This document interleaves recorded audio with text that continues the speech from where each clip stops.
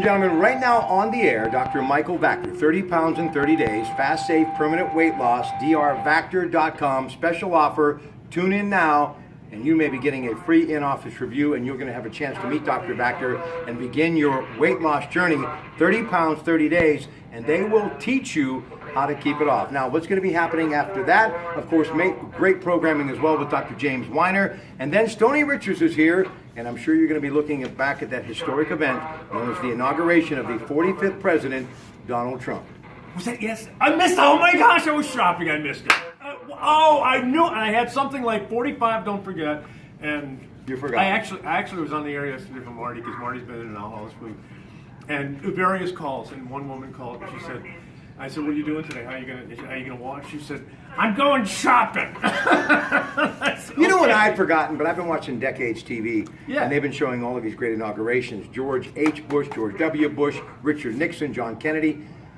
They're all like 20 minutes long. For some reason, I always thought they were longer, and I thought Trump actually went short, but they're all like 20 minutes. That's it. And you know what? I think that, I don't know if it's a tradition or a warning, but because it's been usually so cold on inauguration Yeah. that 15, 20 minutes is fine, and so it was a good. I didn't think it was a great speech. I did see the speech and was like, well, George Will, of course, of ABC Television and the Washington Post said it was really bad. It was him. We needed more, but at this time we needed. I don't want to hear about tombstones and factories and all that stuff. I want to hear. I want to be uplifted, And I was playing some of Kennedy and Reagan. And yeah, but that's really kind of hard. Those guys are major leaguers. I mean, come on. Well, hey, you're the president. I mean, I'm sure some do it better than others. Now, Barack Obama was a great orator. Yes. Donald Trump is a great leader. But he kind of gets to it, like I said, like your uncle at Christmas time who's had a couple too many once in a while and just shoots from the hip. And you know what's funny? And I like that. You know what's funny about him is that he's a good speaker. He gets people going.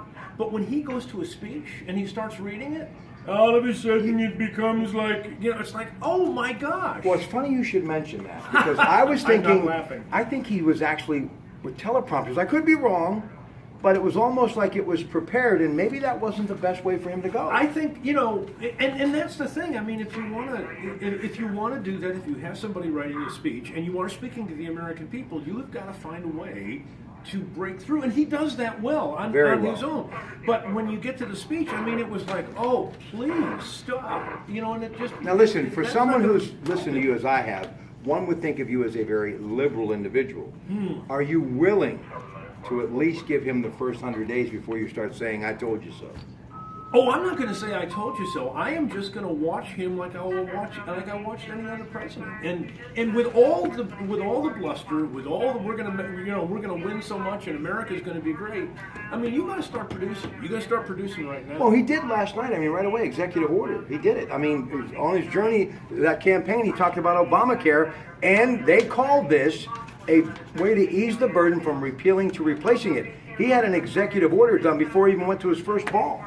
But you know what the executive order did? It gave them leeway to say, maybe we institute it in 2018 when there's another election coming up. I mean, it's still politics. I want to see a big, and I think he needs to have a big win immediately, because the people who are on the fence about him and the people who absolutely hate him are going to be, and all these people that are marching in Washington now, the women, the Women's March today, I think a lot of people are going, you got to show me, buddy. One thing that you know better than anyone is country music. That's the heartland of America. I've heard people like John Cougar speaking out on his behalf, Toby Keith. This is the working class. He talked about being the voice of the forgotten American, putting middle class people back to work and making them realize that you are the one that runs the government. You think he can do that? He's going to find out that we don't run the government. He's going to find out, like if he was talking about Chuck Schumer, I mean, those guys, as I've always said, they don't have to step aside. They're like, you got to work with us, and he's used to, and I understand that. He's a business guy. He comes in, he says, you're out, you're in, this is good. You do that to Schumer or any of these other guys, Mitch McConnell. They're going to play hardball. They go, we're not going anywhere. We live here. But maybe his style might actually make them engaged enough to where we actually do get things done. Look, when you box, play basketball, you play sports, you go in a locker room and you say, we are going to whip some butt. I'm going to get me a goal. I'm going to get you a shutout. And you get out there and you get stoned on the ice or on the court. The guys in the room tend to go, oh, stay away from, It hasn't happened yet, though. Let's see what happens. Yesterday was day one. He signed some papers. But Mattis gets approved, Secretary of Defense. Kelly gets approved, Homeland Security. A lot more people out there. He got approved by executive order. But still, he didn't get approved. But still, Vice President Pence was swearing them in. So that's 2 down and a lot more to go. But I just see at least he's on the job and he's working. I want to see him, those people that he promised jobs to, those people who voted for him because he promised he's going to make them great again and the country and all that. He better do it. And he better do it fast. Because we know these people. They're sitting there going, "Hey, you're as good as yesterday's news."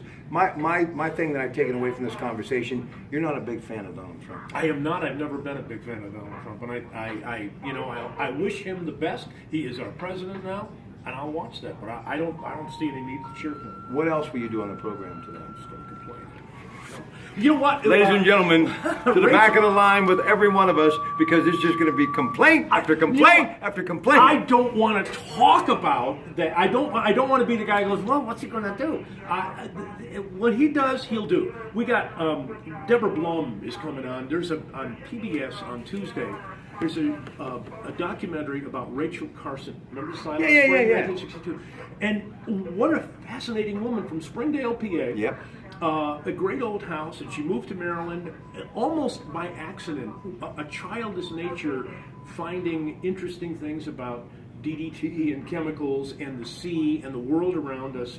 And they're going to put this documentary on, and it is such a great documentary with a number of people who really understand what she was all about. And she was just this quiet, gentle woman from Springdale, PA, who got everybody crazy about I will tell you this, last night, we're going to end on this note, Gayle King, of course, who's a part of the CBS Morning Show, love what she does. Of course, her and Oprah Winfrey go way back, so you understand her thought process as far as helping people that are in need. They, along with John Dickerson from, of course, Face the Nation and the Wall Street Journal, the one thing that people are very frightened about is immigration and people that are here, especially young children. They interviewed a lot of elementary students, and it was riveting stuff, and it made me think, the only thing that I'm hoping that there's enough dialogue now between his administration and those who oppose him in government, and they find a way to calm those people down who don't need to be living their life in fear. Well, and the thing is, you said people are very afraid of immigration. Ask people why you're afraid of immigration. Well, okay, you're afraid of immigration. Why? Who told you what? What is it? What is your fear based on? 866-391-1020, Dollar Bank Instant Access, KDK.com at the 2 o'clock hour. It's starting at 2 o'clock. Women who are in Washington for the Women's March, call me. I want to get a bird's eye view of you in D.C. because it's cuckoo over there. I mean, there's 300,000 people. It's a good thing. So 866-391-1020, and I'll put you on the air. There you go, folks. Tony Richards today, News Radio 1020, KDK.